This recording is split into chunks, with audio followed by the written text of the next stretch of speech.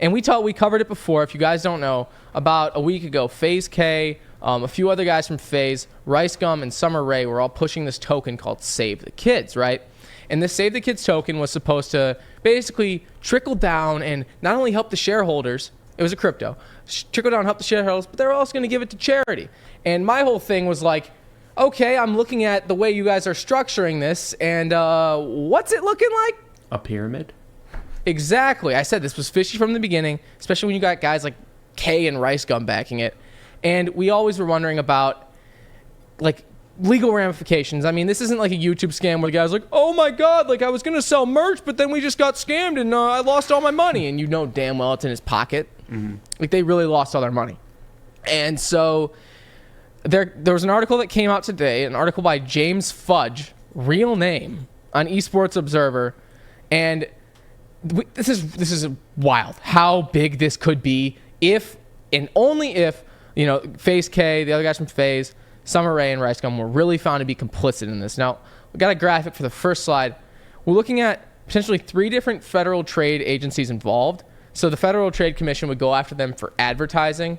The Securities and Exchange Commission could go after them if the coins are securities. Now, I talked to Jesse Dillon from Roast, great guy. He runs a lot of the stuff around here. Hard worker, really, really awesome dude. And he lifts, and like, I want his style, basically. Swole. Like, yeah, I'm praising the guy. But so we got the SEC. It says only if the coins are securities. And the securities basically mean they're backed by something. Like, you buy Amazon stock, it's backed by a market cap. It's backed by the company that you're buying it from.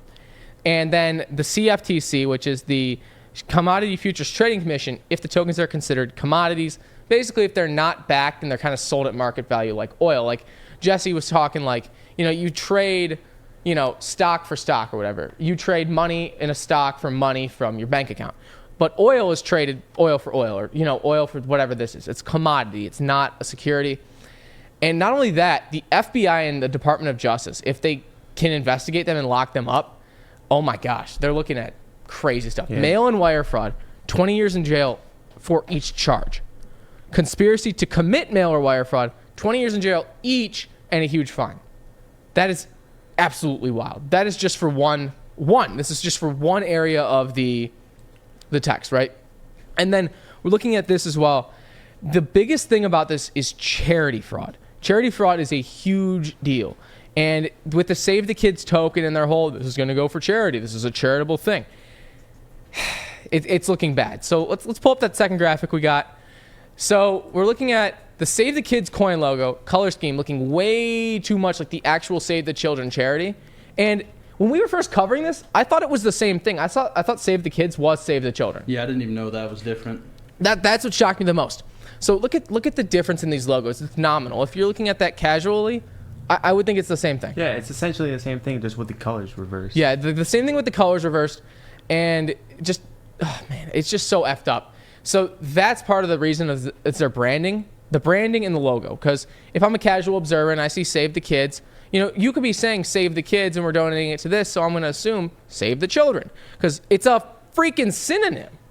It's a synonym. It's like if, you know, you have the World Health Organization and I have the World Healthcare Organization. It's like, oh, all the money in the World Healthcare Organization is going right to Mikey's pocket, but all the World Health Organization money is going to China's, well, the World Health Organization's pocket, right?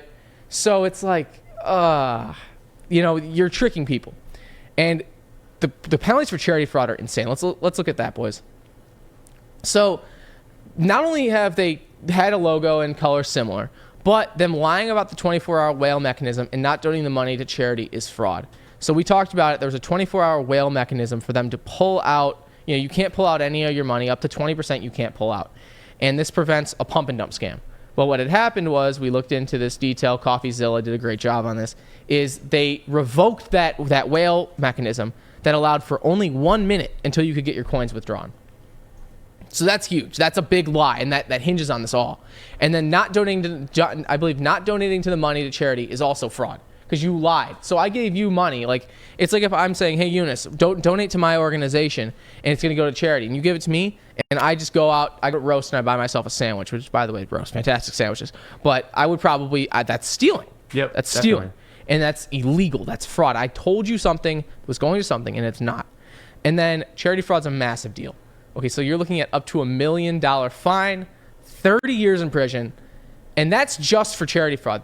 That also goes for money laundering, because if you're using a charity under the guise of a charity to put money through, especially in something as unregulated as crypto, money laundering.